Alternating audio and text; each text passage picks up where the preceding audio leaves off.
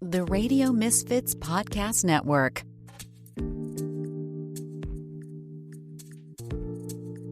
Hello, everyone, and welcome to Planted with Sara Pine. I'm Sara Pine, your host. And today, out of the UK, we have scientist, researcher, entrepreneur, and owner and founder of Global Cannabinoid Solutions, Christopher Tasker, on the show today. Chris, welcome. I know it's a little late your time, so I'm really, really happy that you were able to join us. My pleasure, Sarah. Thank you so much. And nice to be on the opposite ends of the interview spectrum. I know. So thank you for having me on. It's very kind of you. And hopefully you can answer some questions for your listeners and community as well. So yeah, thank you, Sarah. Super excited. Absolutely. Yeah, me too. Yeah, last time I was on your podcast and we had some really great conversations. So I was super looking forward to talking with you again. Of course, I always do. We always have such great conversations, whether they're recorded or not. Well, so lucky everyone else, really, isn't it? Yeah. We said this every time as well, Sarah, that we should record. Well, that was such a good conversation. I wish we'd recorded that. So here we are. Yeah. I know. We've had some great conversations. This could have been the podcast, but now here we are.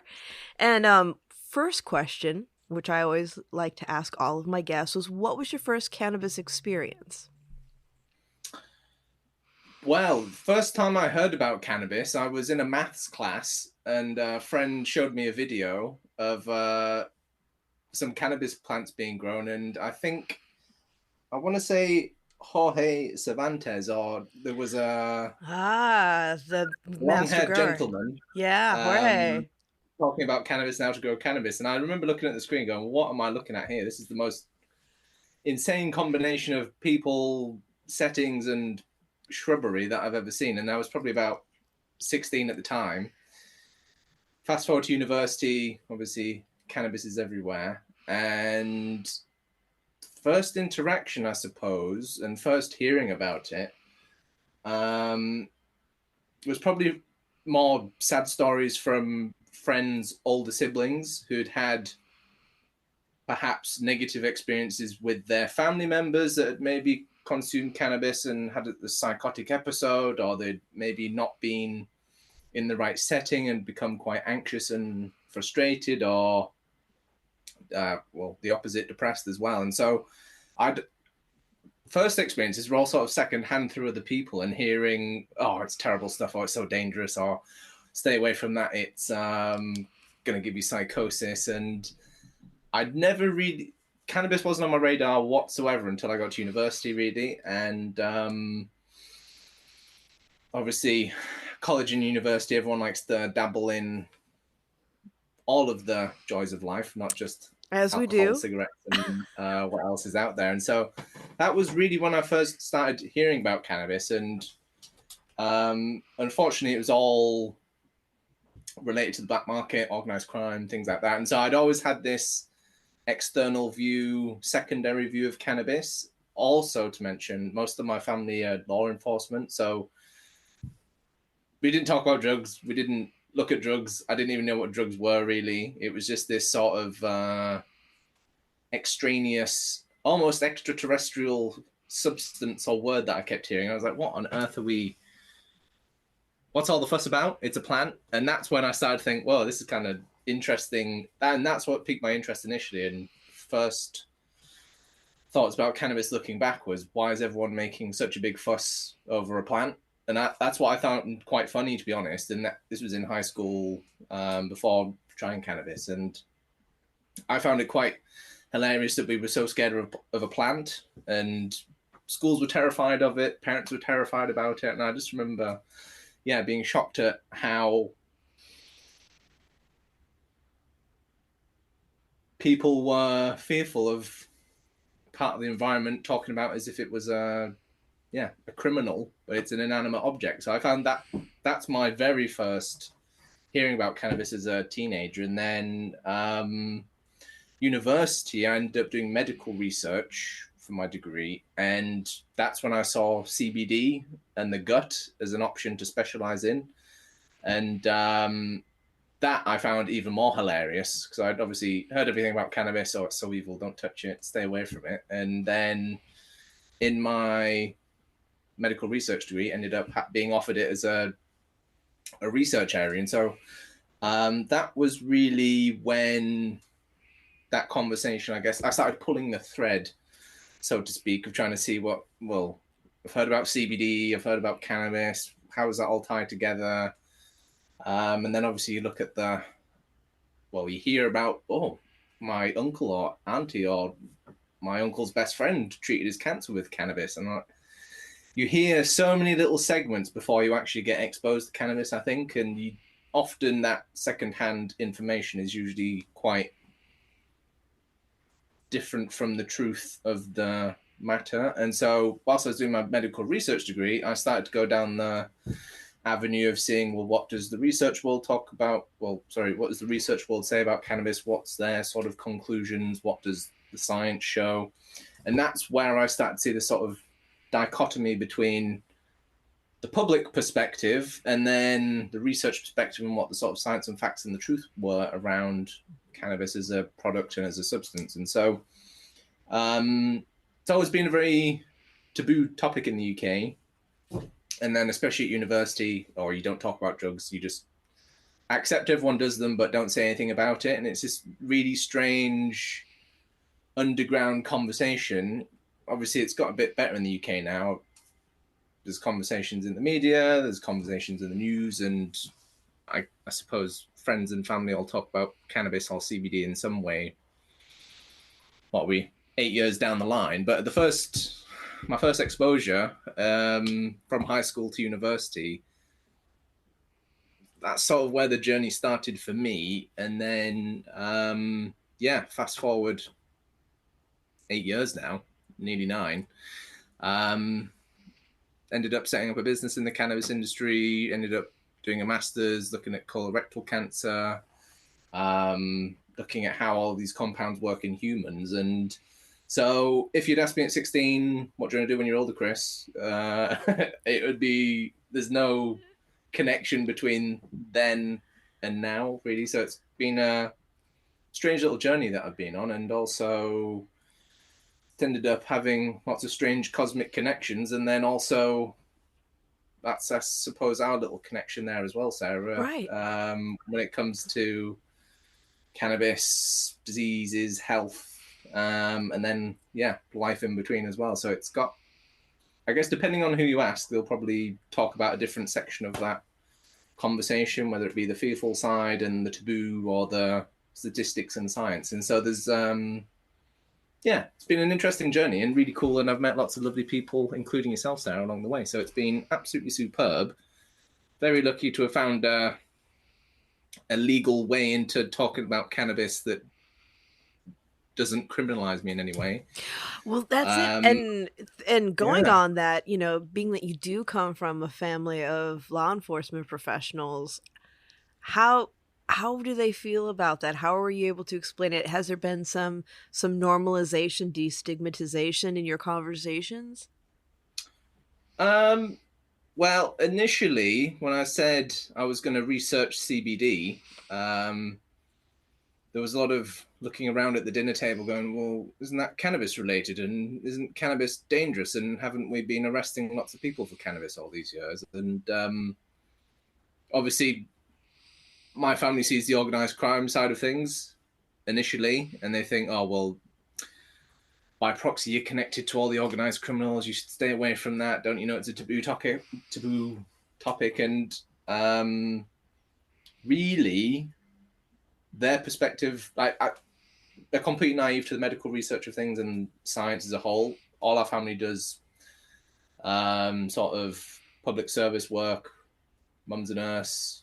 Granddad was in the fire service. So everyone's been service members of some sorts in the government. And so I'm sort of the black sheep of the family, going down the pursuit of medical research and also then cannabis to make it a double whammy for the black sheep nature. And then also to set up a company, unthinkable at the start. So I guess it's been that progressive desensitization that I've gone for and slowly snuck my way in. And it seems as though I'm now accepted again by the family. But I wasn't necessarily, what would I say, shunned in any way, but it was more just apprehension, caution, and it was just a complete different side of the coin to what most of my parents and their friends and their colleagues had been aware of. And I think the same goes for the whole of the public when it comes to cannabis as well. Everyone's heard all of these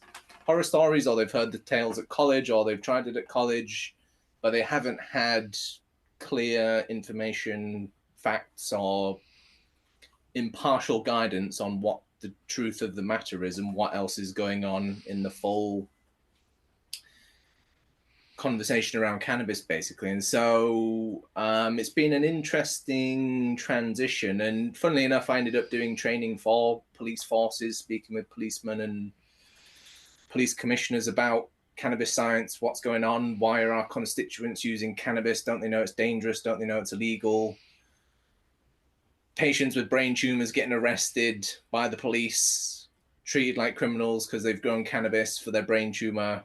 They're dying, but we still need to arrest them because they've got cannabis. All of these sort of dichotomies, really, or what they cognitive dissonances that everyone was finding. And I was just in an interesting position where I could talk about it because I'd researched how cannabis affects the body, how it affects different diseases, and what the therapeutic potential of cannabinoids, endocannabinoids, and synthetic cannabinoids were. So I've managed to tread the path fairly carefully and fairly well and successfully for now. But touch wood, everything's gone well. But you never know; it could always turn around and the UK becomes, well, I doubt it would happen, but becomes hardline, super sort of prohibitionist again around cannabis and other drugs. But it seems as though we're now all riding a nice wave of decriminalization and harm reduction globally. Yeah, it I think does. there's also a nice towards natural medicines as well. So things like cannabis are becoming more palatable now. And if I had a pound coin for every friend that asked me, or everyone that asked me about cannabis, I'd be a very wealthy man by now. But Well, when maybe I we should start charging a pound for every you conversation. should. You should. Well, and it's an interesting thing to see, like the when we look at the history of cannabis and how it became an illicit substance, and the United States really spearheaded a lot of that and really hinged a lot of their relationships on whether countries would support them in the criminalization. And now we have the United States kind of leading the way with legalization, and other countries are following suit. But I find, like, with a lot of the things that we've talked about before about how things are looking in the UK, it's not unlike how the United States was not even 15 years ago, where patients were getting arrested, people who were growing for patients were getting arrested and prosecuted, and people who were doing a lot of the really good activist work that we laud them for today, some of them were even losing their medical licenses. And now, I see that things are loosening up a little bit in the UK. You're starting to see some more. We have clinics where there's medical cannabis that's available, and there are companies that are doing business like yours and other ones. Like when I had Neil Smith from Avextra on not too long ago, and they were talking about the work that they're starting to do in the UK. But you still see these sensationalized articles, and I always wonder, I'm like, what is this elusive skunk weed that kills people? I and the fact that here in the United States, skunk is just a cultivar that gets crossed with things. So it's very interesting. I mean, not to say that we don't have our own sensationalized press coverage of cannabis, because we still certainly do, but not quite as sensationalized as the UK. And I'm always like leaning in, like, who's making money off of this portion of, this stigma? It's a really interesting thing to observe. I think because the UK is so insular when it comes to the sort of medical conversations, legal conversations, we often discredit the progress that other countries have made, especially in research terms and going back to medicine. We often only look at research and data from the UK. We have this very high and mighty perspective on the quality of research that's out there. And I think that means that we miss out on a lot of the wider context and just decision-making fuel that's available to us in the world that we discount, or the media discounts, or the British institutions discount. And you miss out on a lot of really incredible benefits, innovations, and opportunities when you are that dismissive of new information or other people's research. And then given how research has sort of been blocked off in the UK for the last 50 years or so, whilst prohibition's been in effect, we're really far behind where the rest of the world is. And it's again, a bit of a cognitive dissonance for high up academics and policymakers in the UK to realize, hang on, actually, we've got this very badly wrong, and we're now 20 years, 10 years plus behind where North America and the rest of the world is. So we're in a position where we've been very dismissive of the rest of the world, and now we're having to play catch up as a result. And also, we just haven't done the research that could have been done had we taken a more sensible approach to drugs as a whole.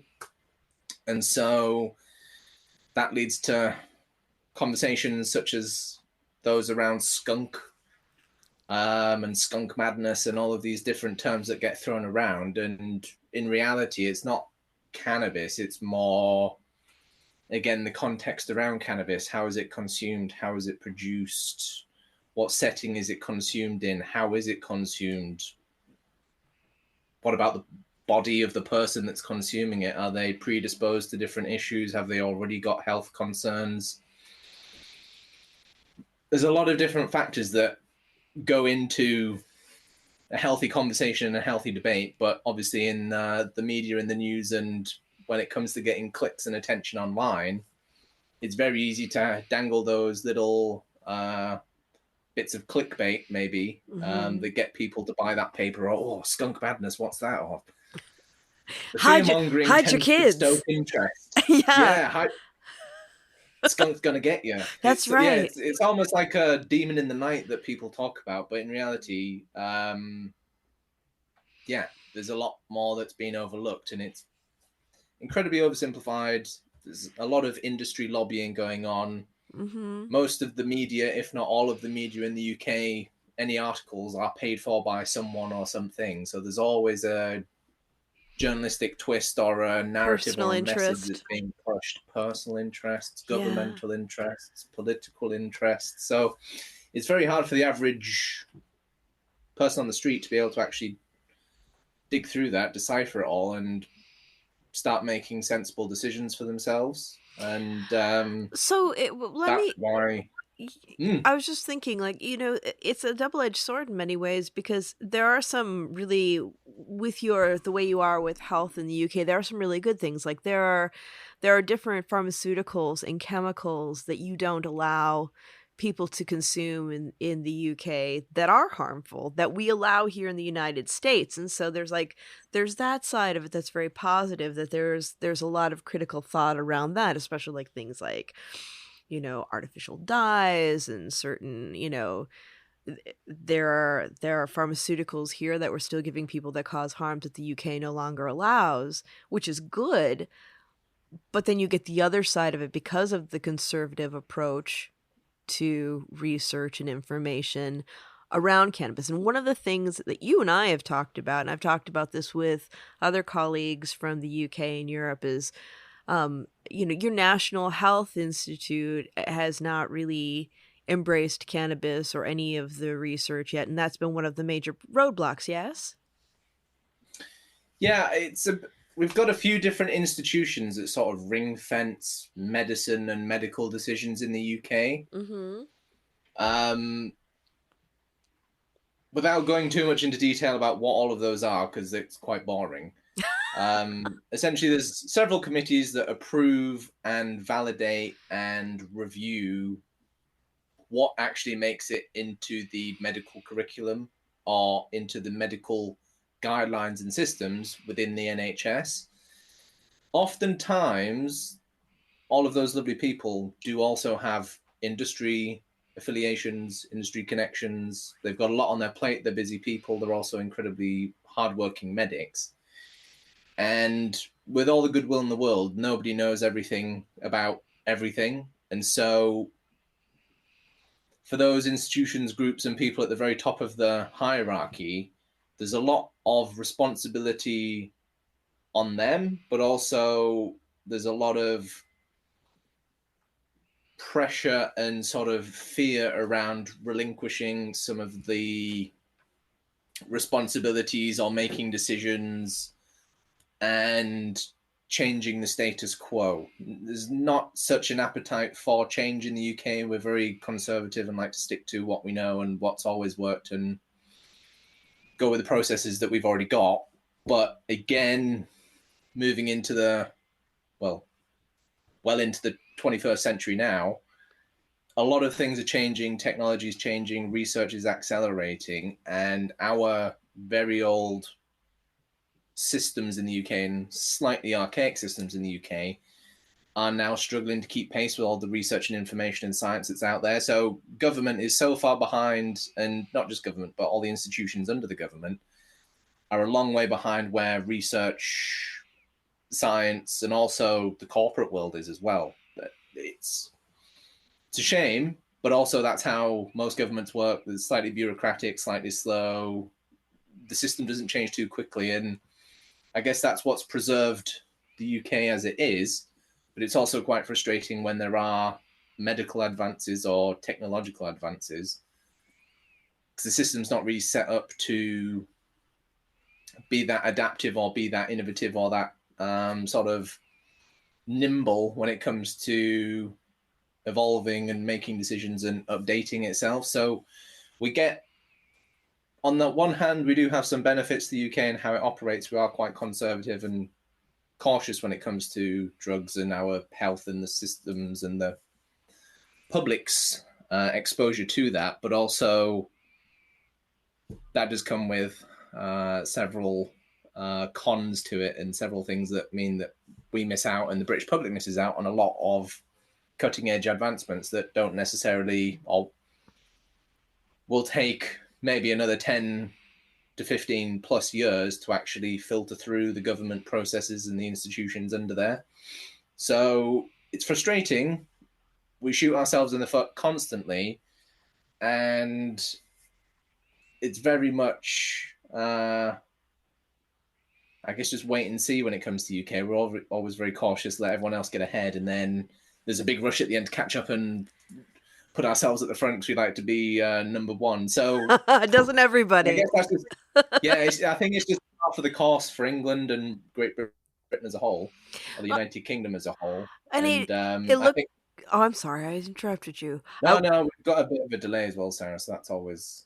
We are on literal other sides of the planet as well. So isn't it amazing? It's like we're able to do this.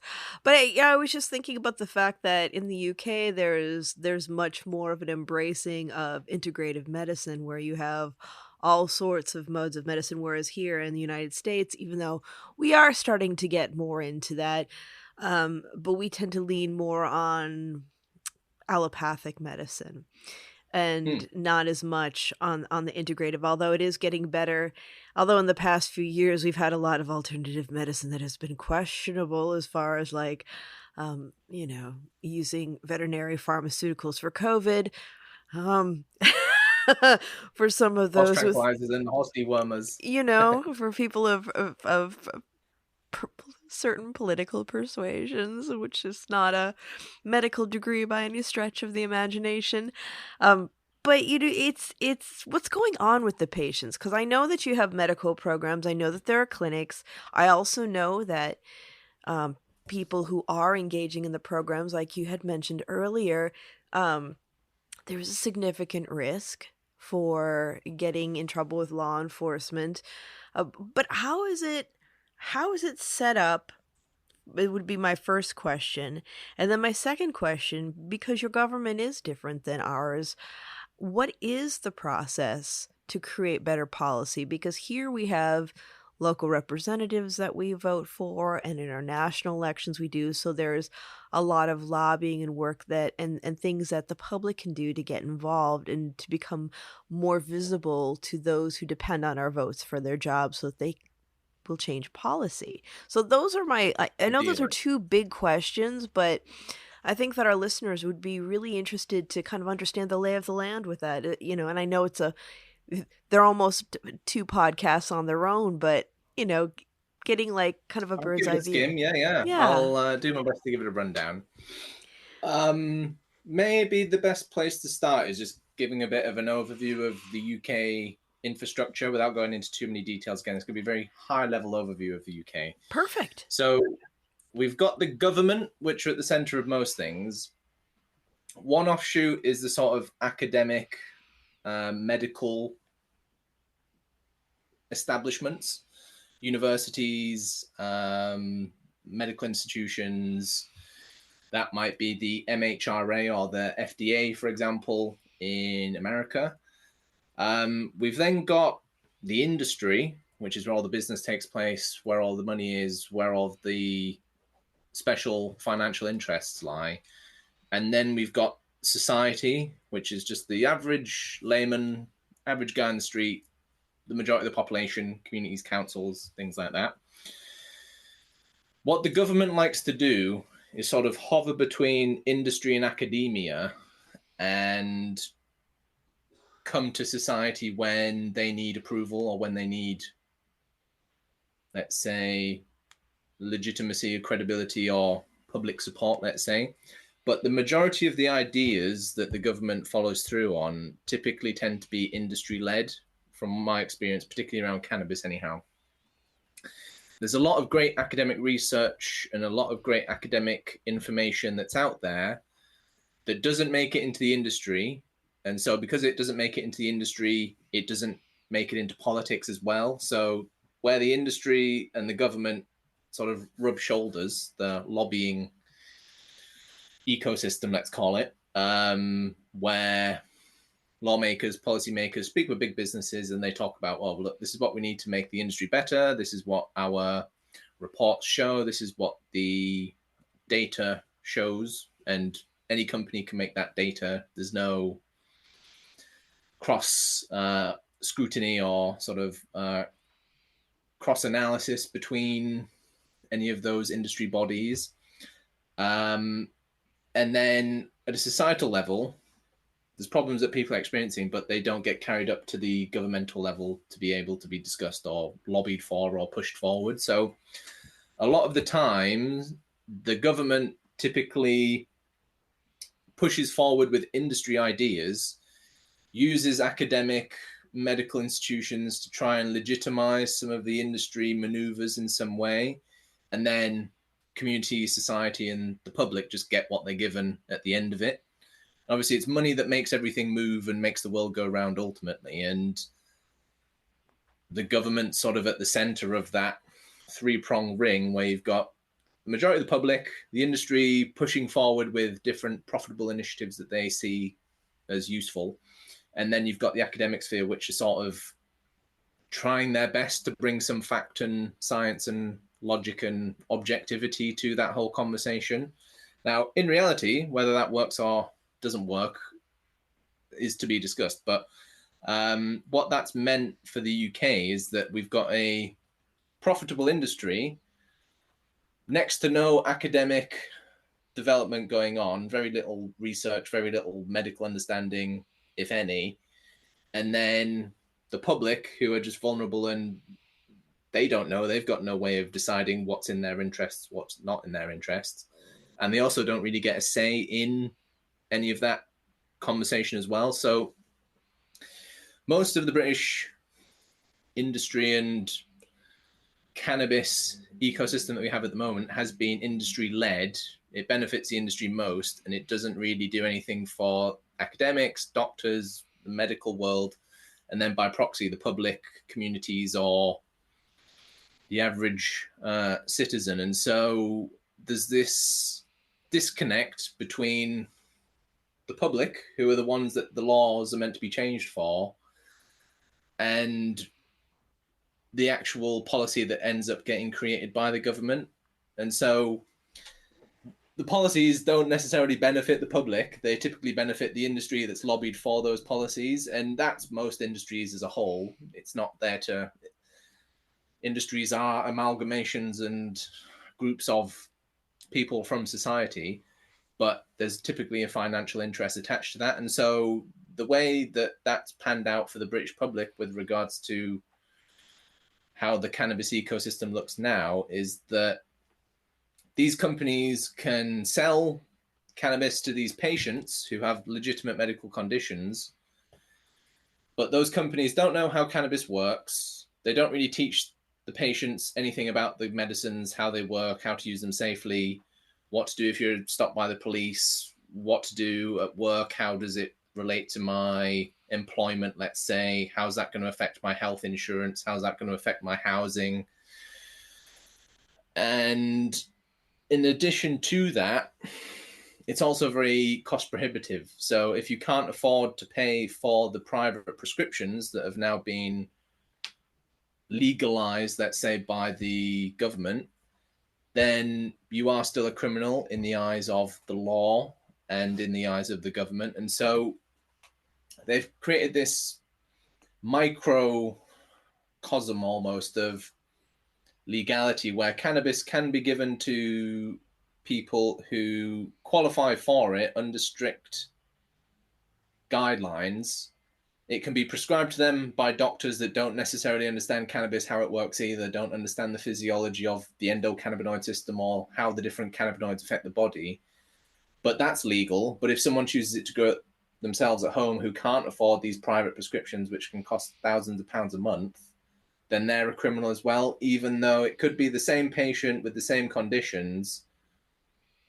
It's where you source the cannabis from, essentially. And so what the industry's lobbied for is that they have the exclusive right to be able to dispense that.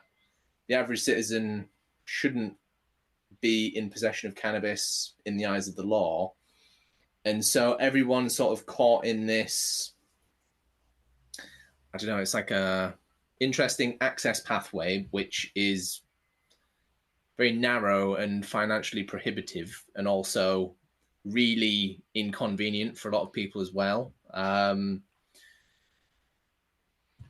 Highly unregulated, and I say highly unregulated, very little oversight whatsoever, very little educational information, very little consistency. There's not really anything medical to it other than that they've called it medical cannabis to try and define it and separate it from the cannabis that is already moving through society. And so that's led to all sorts of problems, holes in the ecosystem, holes in the processes, so many gray areas, so many patients getting caught in the criminal system that shouldn't be there. There is some return on investment for the industry, but again, a lot of those companies are in a bit of a race to the bottom now because they're all just selling cannabis. They haven't really invested in developing or refining medicines from cannabis. They're just essentially selling weed, but getting a doctor to rubber stamp it at the moment. So the UK medical system is pretty useless when it comes to cannabis. There's 2 licensed drugs that you can access through the NHS from GW Pharmaceuticals, Sativex and Epidiolex, and that's again only for a very small portion of the population. So essentially they've changed the law, but only a fraction of a % of the population actually qualifies and can legally access those medicines as well. So good luck if you're a patient accessing those medicines, and then good luck once you've got those medicines with not getting into trouble or hitting other barriers, because the industry can't solve those problems. They probably won't, well, they definitely won't help you for the most part, as I've seen firsthand. And there's a lot of money being made and a lot of other long-term, let's say, financial interests that tie in with the government as well. So it's just the muddiest pool of water that you could hope for. And then patients get lost in, well, I've heard it's legal. I heard I can get a prescription. I've heard it's going to help my health. I heard I can use it for this condition, that condition. But again, there's no coherent information that people can use to sort of walk a clear path and understand how cannabis is going to affect their health. How can I source it safely? How can I consume it safely? Can I even afford it? And so that puts the average citizen and the average member of the public in a very difficult position where they're stuck between breaking the law because it's convenient or going through these very difficult medical pathways that, yes, you can get access, quote unquote, legally, but that by no means gives you any protection, because we still see patients getting arrested because the police have smelt cannabis or the police don't know that the law's changed. The 60 million people plus, nearly 80 million people in the UK, and trying to get a coherent conversation and understanding across the board of that population has been, well, pretty poor so far, and obviously makes it challenging. But We deal with that too. yeah, on the whole, not great. And you can buy products of, I'm going to finish off here, Sarah. You can also buy CBD products over the counter. But again, there's no consistency to those products. There's no understanding from the general public as to how to use those safely. Should I mix them with prescription medications? Should I not? Can I take it for this? And so people are being sold all sorts of poor quality products. Most of them are contaminated, incredibly expensive, even if you are buying the right or wrong product. And then again, there's no one there to give you information that's sort of objectively trying to inform you to make a informed decision. It's all lots of strange interests and what would I say, competing interests as well, all trying to provide health, but then also make money off of it, and then also do it in a legal way, and then also, oh, but I also smoke weed at home. So it's like, there's rules, but no one's playing by the rules, and everyone's interpreting all the rules themselves in different ways as well. So it's still a complete free-for-all, although the policy's changed, and still only a small fraction of the patients that should have it have actually ended up getting access to it, and a lot can't afford it, even if their life depends on it. And so there's all sorts of patient groups, charities. Intractable.org.uk is one of the patient charities helping families afford these medicines for their children who are suffering from epilepsy. Mm-hmm. So a lot of the people that we use to change the law aren't actually getting any of the benefit from the law change. It's being lobbied for quite aggressively, and the industry's done very well out of it. But the majority of the public and all of the patients that have pushed the industry to where it is today have just been left behind and treated very poorly and commercialized quite unscrupulously. And so, yeah, not a great place.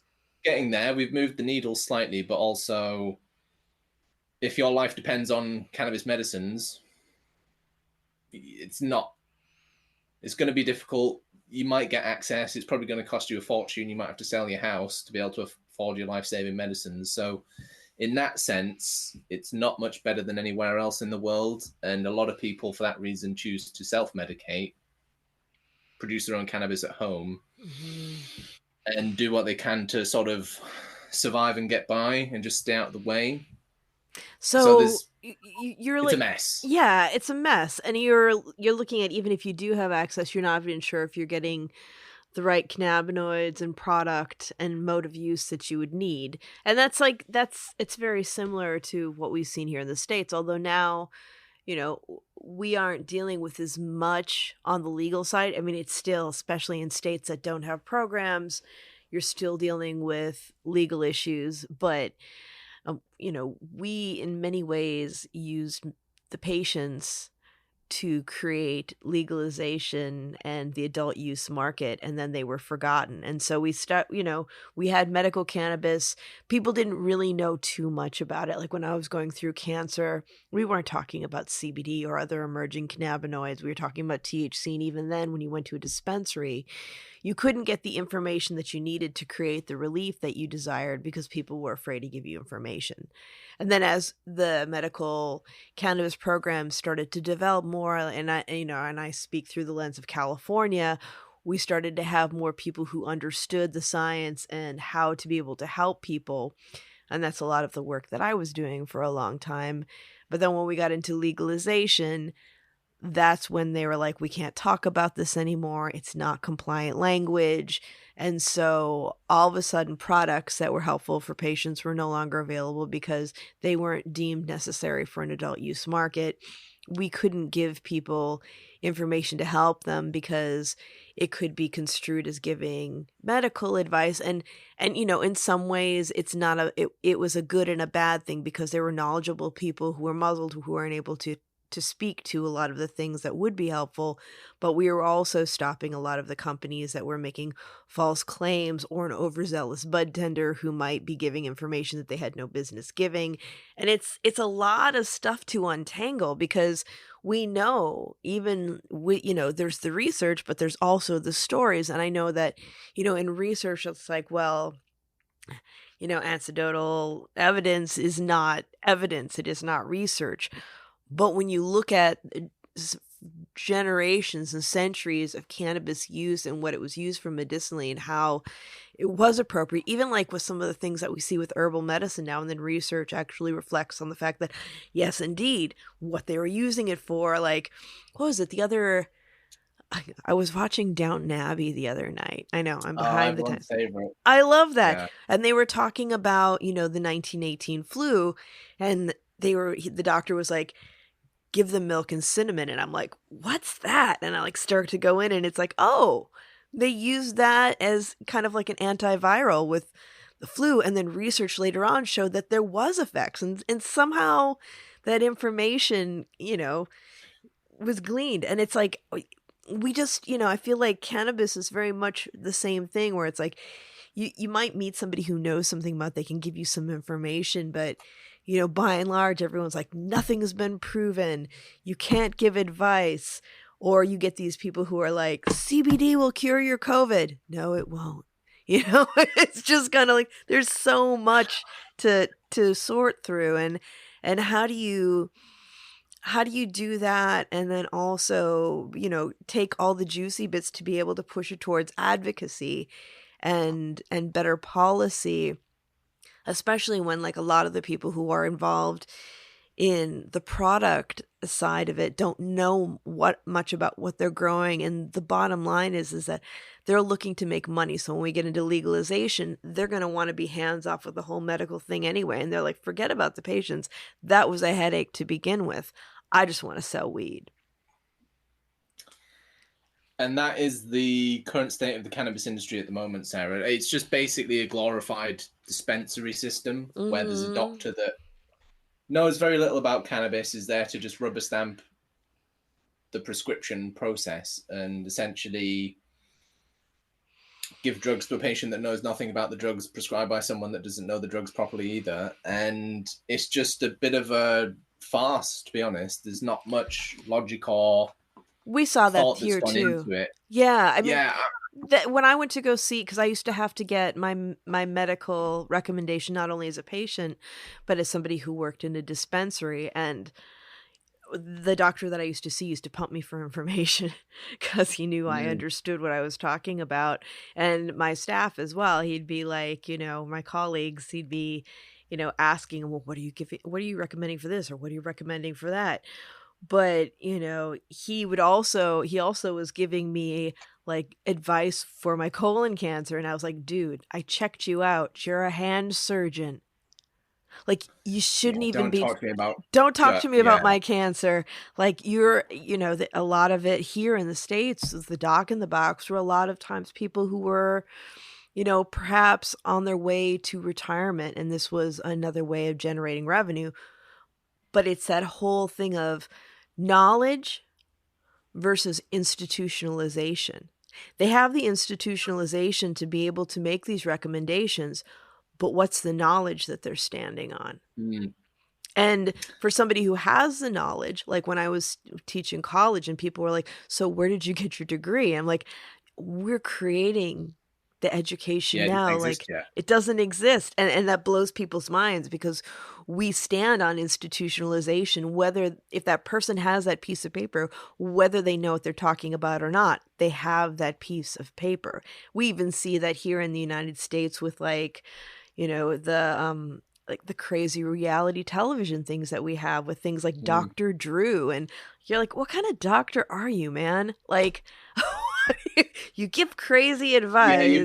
you put the PhD in there or the doctor at the start, and you can pretty much Yeah. say anything at that point, Well, even if you've that's got a it. PhD in, In what? I don't know. Yeah, I don't want In to English throw any studies? PhDs under the bus, but yeah, let's go with PhD in English studies. Yeah, yeah. You Oh, I'm a know? doctor. Yeah, I'm a Quite doctor. comedic. Uh-huh, it is. I mean, it's like kudos to you for making it through and getting your doctorate. I mean, that takes perseverance, but you can't be giving advice on everything just because you have a PhD. And we see a lot of that.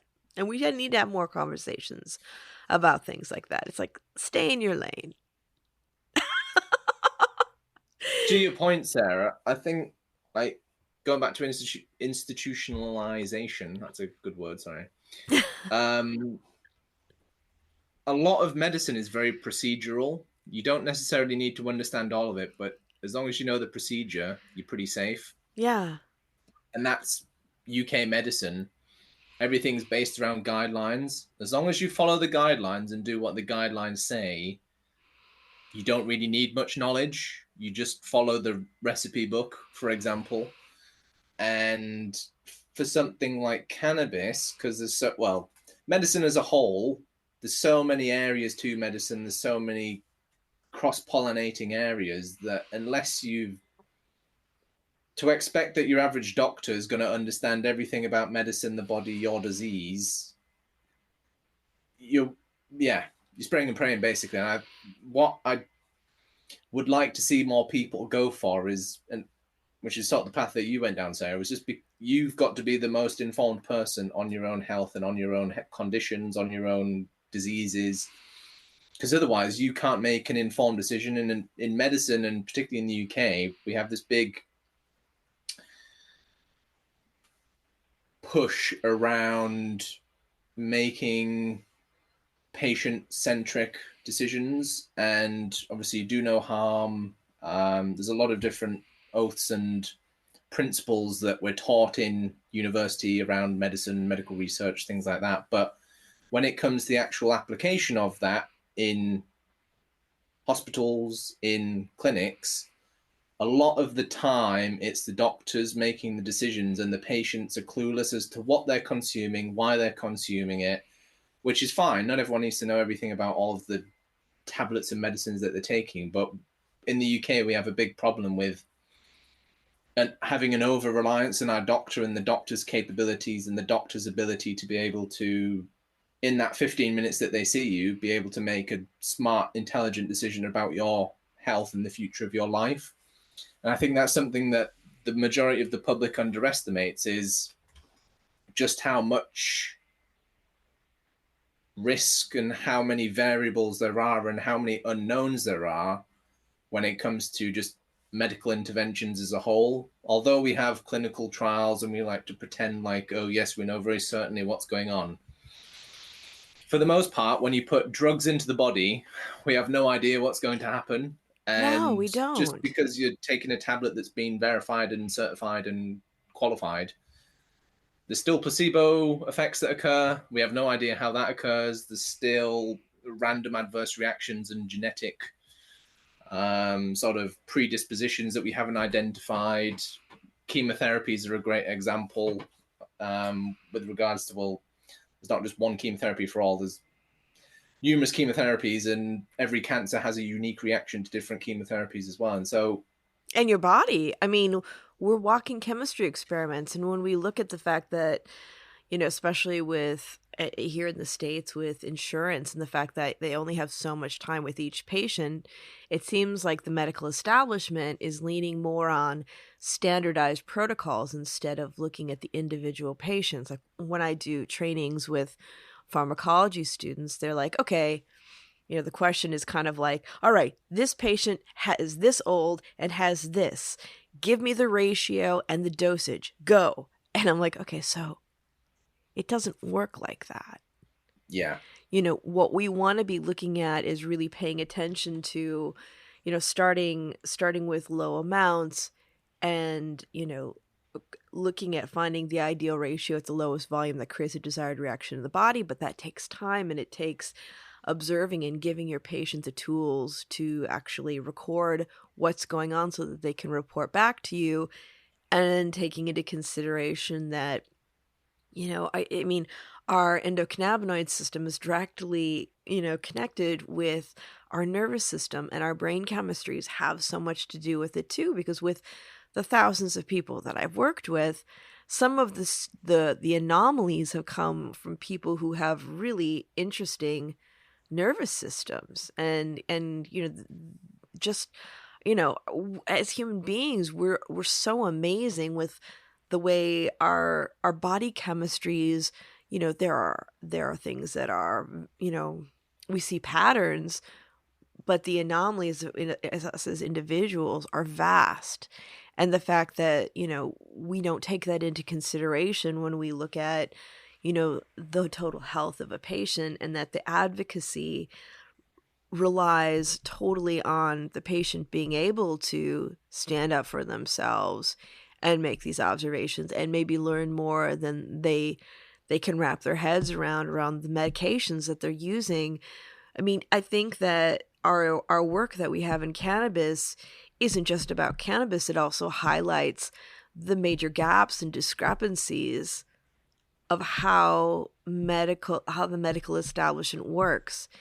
And highlighting that almost makes people threatened. It's even like what we saw here in the United States with like midwifery, and how that wasn't allowed for a very long time because of the competition and the highlighting of the gaps in traditional allopathic medicine with birth.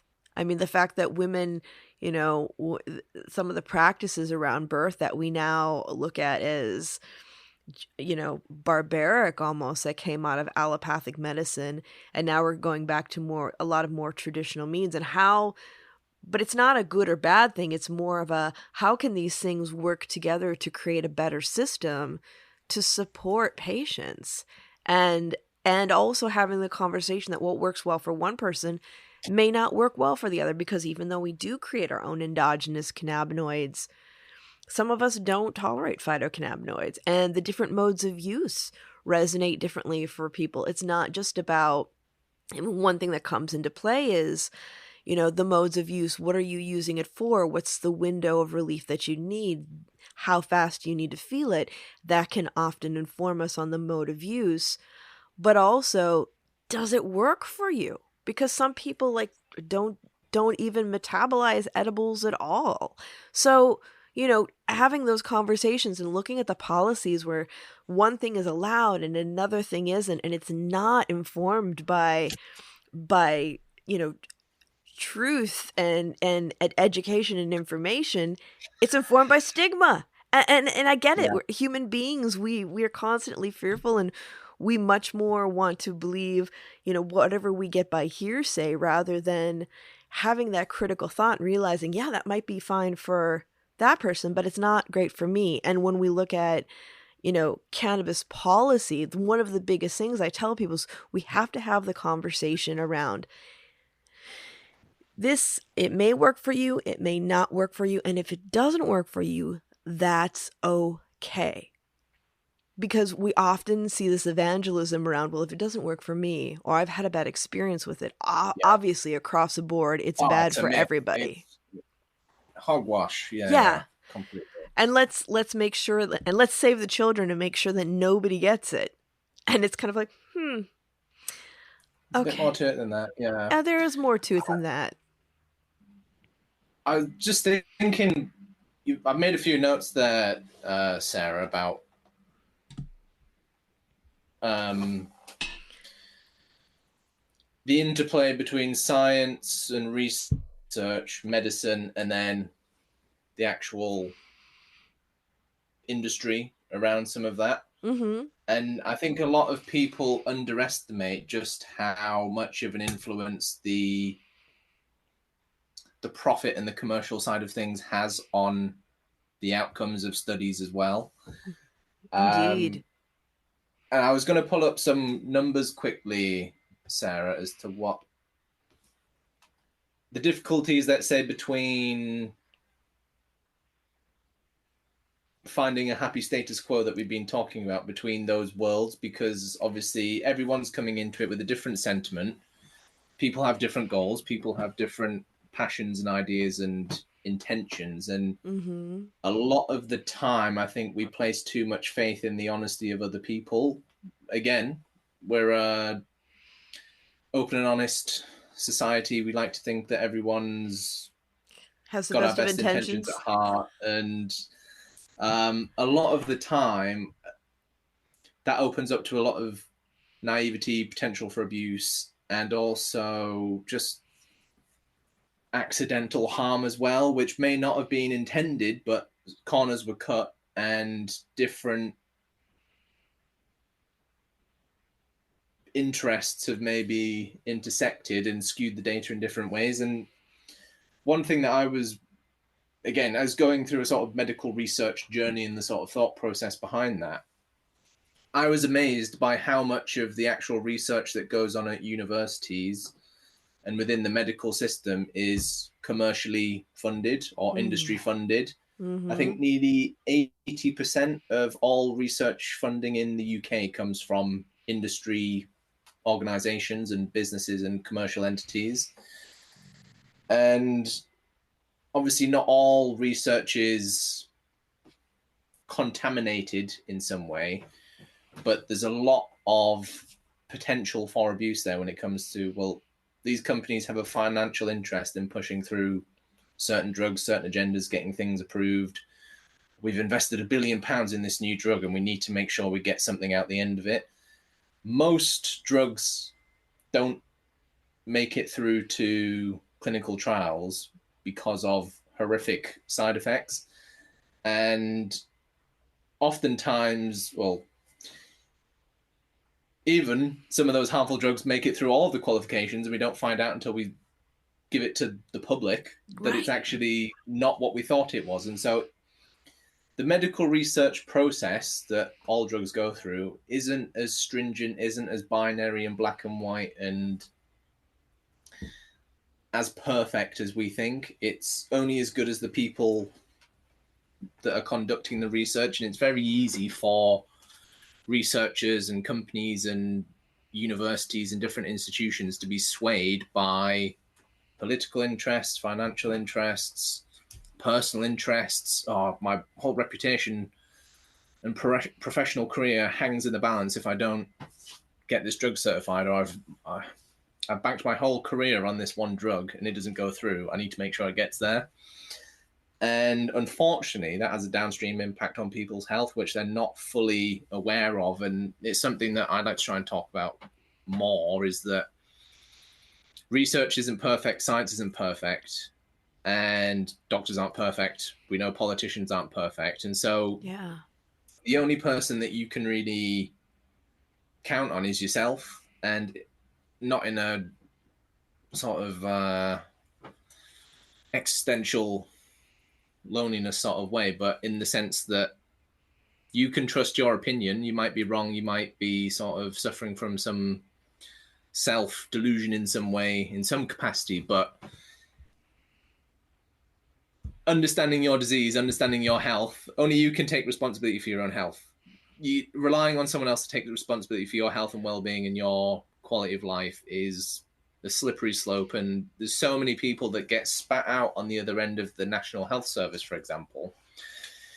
I'm going to have to go through and get some of my statistics out, Sarah, but for anyone that wants to look, there is a whole £1 billion pool hole in the NHS where people have been damaged, injured, brutalized by people in the NHS who all had good intentions, but ultimately the patient and their health has suffered.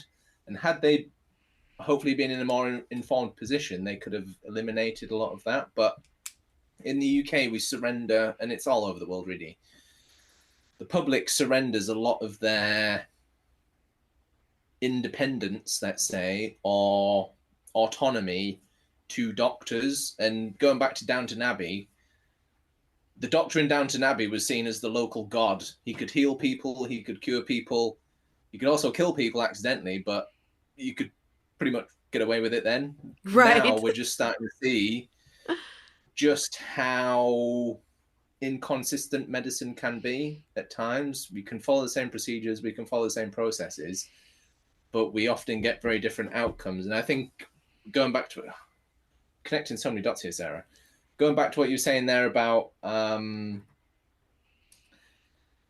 different, well, the uniqueness of the individual. Mm-hmm. Everything in medicine is standardized, down to the drug, down to the formulation, down to the doctor's procedures that have got you there, the education of the doctor to get him in the same clinic as you. And that discounts a lot of the individual human variances that exist, genetic variances. And taking it full circle again, cannabis pokes a big hole in all of that illusion almost, an institutionalization that doctors rely on in order to be able to navigate their profession. So every cannabis interaction being pretty much unique down to the molecule, compound, receptor, and cell, it's almost impossible to say with any certainty what's going to happen when you give cannabis to a patient, when you give it to them for a certain disease, because we don't know yet. Once that goes into the body, we have no idea what's going to happen to the physiology of that individual, the disease, how the cells are going to respond, how's the cancer going to respond, how are the cells in the seizuring brain going to respond. And so I think, well,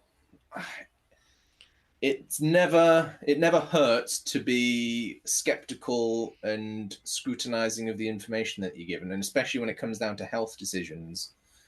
That's where your decisions really count for the most part. Obviously, your day-to-day, but if you're choosing a surgery or not choosing a surgery, or whether you're committing to a blood thinner for the rest of your life, that's a big decision that could go horribly wrong if you don't know as much as you possibly can. Same goes for businesses as well, investors. If you don't know, it comes down to that decision-making process. Do you have enough information in order to make an informed decision? And that's what frustrates me, is that people just go with what the doctor says, go with what the nurse says, or go with what their friends say. I was just finding a statistic here, Sarah, about who people rely on for their medical information. Mm-hmm. And the majority of people, here we go.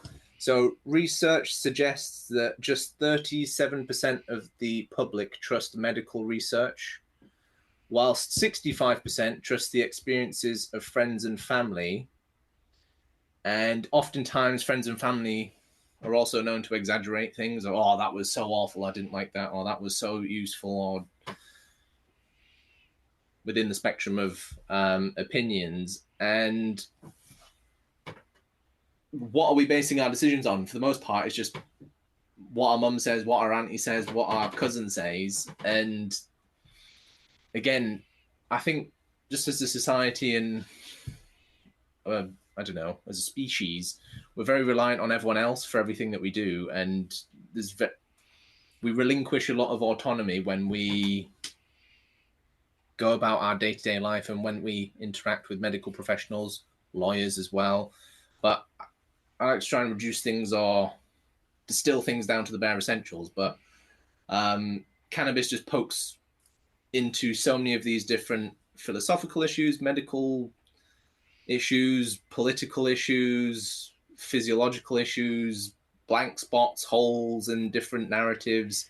Absolutely. And so I think that's why people find it so frustrating or controversial, or why people are particularly turned off to cannabis as a field of medicine or research. Is it's just so unique, and it throws a spanner in so many preconceived ideas that it makes it very difficult for people to find reliable information, make reliable decisions. And again, that's why I think you see a lot of doctors that are so terrified by the thought of you talking about cannabis or cannabinoids or the endocannabinoid system, is because they're used to binary follow procedures and you get X medical outcome, whereas in reality, it's varied. we can't guarantee, confirm, measure, corroborate or But guarantee anything isn't basically. it interesting? Because when somebody does have a successful experience with it, especially if they were influenced by stigma, it opens their minds to thinking about, well, how many other things have not served me that I've been mistaken around? Or, we talk about it is so incredibly important to be your own advocate and to do your due diligence and to gather your information from multiple places so that you can figure out what works well for you. It's harder when you're sick, because sometimes you don't have the bandwidth to do that. And so you are more heavily relying on other people's opinions and the information to get where you need to go, which is a huge challenge. But it is very important that as individuals that we be very discerning about the information, that we take it in, and we also track what's going on with our bodies, because in our world, and this is something that I would talk about in my classes, is that cannabis is an opportunity for us to get in tune with our bodies and ground, because we rush from moment to moment. We have, now more than ever with social media and constantly being online and connected to people, and this our ways about work now, whereas we're constantly connected, constantly working, constantly detached from our bodies, not understanding that everything we put in our bodies creates a reaction, whether we're talking about cannabis, pharmaceuticals, chocolate, my lovely big Gosh, cup of deodorant, coffee. makeup, Exactly. And it's, foot cream. yeah. And it's not that you have to like get rid of it all, but you have to have real conversations with yourself about it and really notice things. And I know that for some people, it can, with everything else they're dealing with in the world, it can seem extraordinarily overwhelming. But if you do take that moment to ground and really think about, what's going on in your body and be more in touch with that, I think everything else falls into place in a much better way, because you're creating a firm foundation for success in your life. And we could, we're, gosh, we're over an hour, Chris, and we haven't even I like don't believe it. touched the surface of what you have to come back, because I really want our listeners to hear about some of the research that you're doing and the work that you're doing. But before we close out, what are some things that you're excited about in the future with education and cannabis, or whatever it is that you're really excited about that you'd like to share with our listeners? Ooh, that's a great question, Sarah. I think ultimately there's a bit of a renaissance going on with science, technology, and then also public understanding and the public consciousness and knowledge around life as a whole. Mm-hmm. Everyone's been very reliant on external information or the government or the media, the news for their information. And I think what's happening now is with technology and with information becoming so accessible, people don't need to go to third parties anymore. They can look on their phone, go through Google Scholar and look at, oh, 30% of people that took this drug died, 40% lost their hair, or there's a 80% failure rate for this surgery, or let's say, again, politically speaking, politicians saying this, but when I look on my digital device here, it says, oh, well, that's factually incorrect, or those statistics were made up. And so I think society is getting to a point where we're in a position that if we use the information correctly, we can start improving society rather than being reliant on others and giving them their relinquishing our autonomy to other people to make decisions for us and hope that they're making those decisions in our best interests. But like I was saying earlier on with regards to industry and government and the influences of industry on other institutions, medical and academic, I think a lot of people have underestimated just how much of an influence money, commercialization, consumerism, creating a product that people can consume, just how much that's impacting their lives. And I think what we're seeing is now people are becoming more aware of their actions and what they're doing to their own health. Rather than going to the doctor, they can look online or speak to a friend or do a bit of their own research, and they can see that, oh, maybe I don't need that drug. Maybe I don't need to go for that surgery. Going back to the holistic views and medicines that we're seeing, there's a lot of science behind holistic medicine. That's where modern medicine came from, was a lot of these holistic studies and a lot of these holistic fields. Plant medicines, for example, all medicines come from nature, but nature's illegal if you get the mushrooms or the cannabis or the opium naturally. Whereas if you get the synthesized pharmaceutical productized consumer approved products, then patented products, patented as well, of course, yes, where the money comes from. Yeah.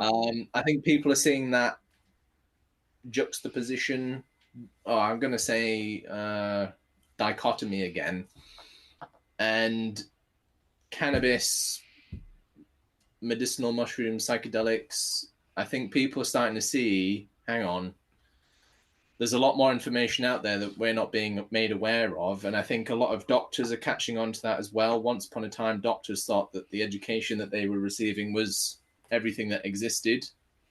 Whereas now even doctors can research their own patients' conditions and see that, oh, actually, what I was taught in medical school is completely wrong, completely outdated. And I'm relying on information and knowledge that was passed on to me 30, 40 years ago. And hang on, all of that information came from a pharmaceutical company who make profit off of this. So I think maybe it's like a expansion of awareness or consciousness around information and rules and the systems that are put in front of us. But as a whole, that's what I'm excited for, is people becoming more aware of their own health, how to look after themselves, so that we're not relying on doctors to sort of clean up the mess that we've inflicted upon ourselves. A lot of the time, as we know, people don't sleep, don't eat well, don't drink water, abuse their bodies with different drugs, or they work too hard, or don't sleep enough, don't exercise, everything in between.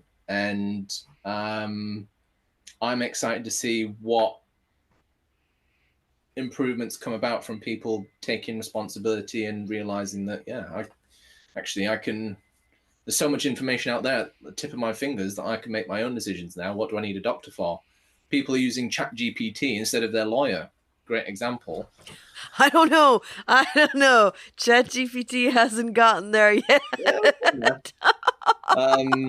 Wearable medical devices, all sorts of things like that. Right. There's a lot of great things where the individual can be empowered by numerous different technological advancements. And so for me, cannabis industry, super cool. There's going to be lots of new advancements and innovations there.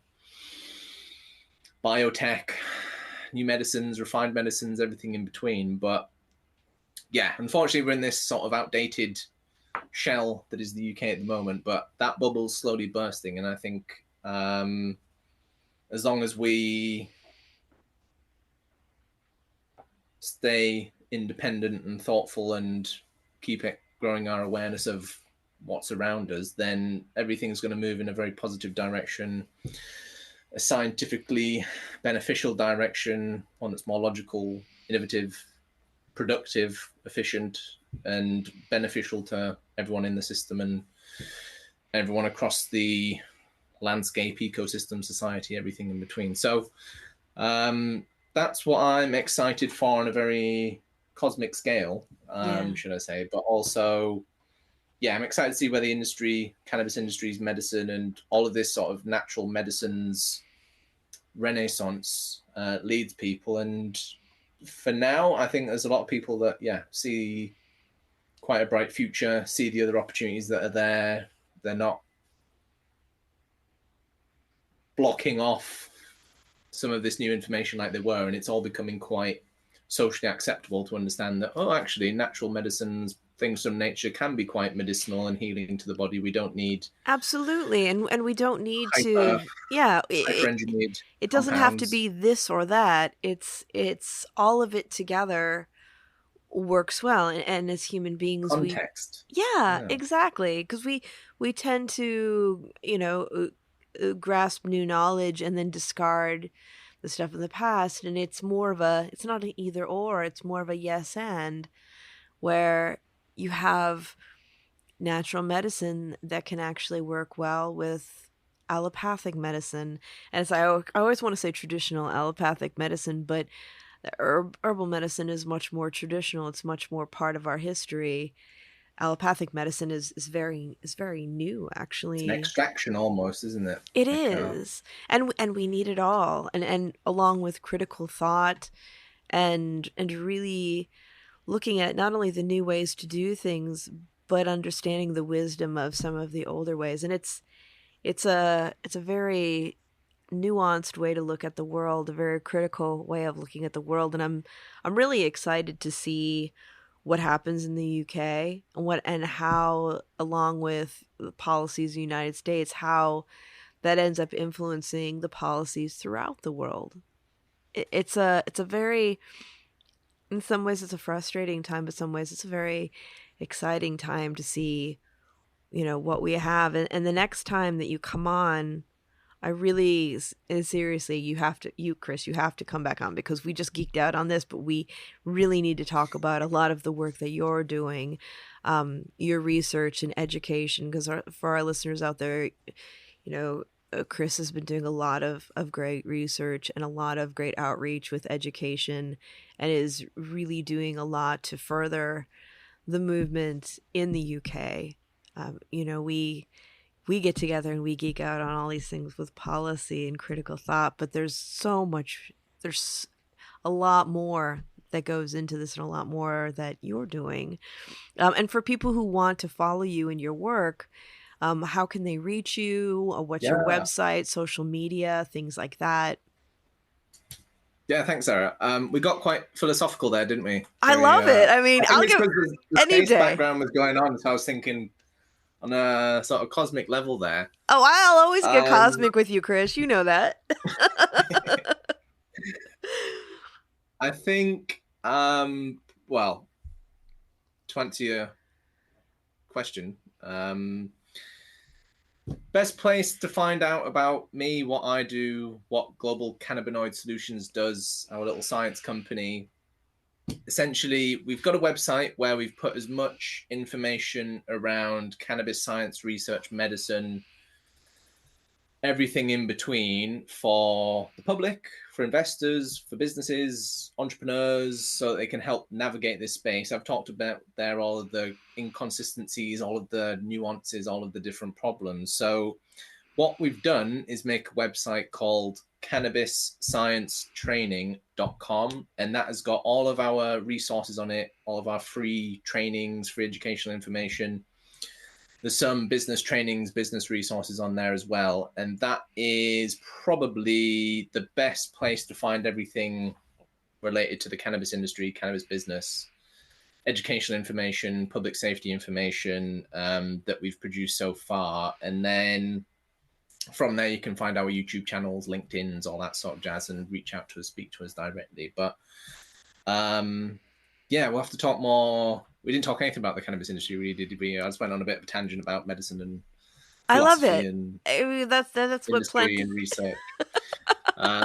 Plant is about a But I'll good make some notes for next conversation. time.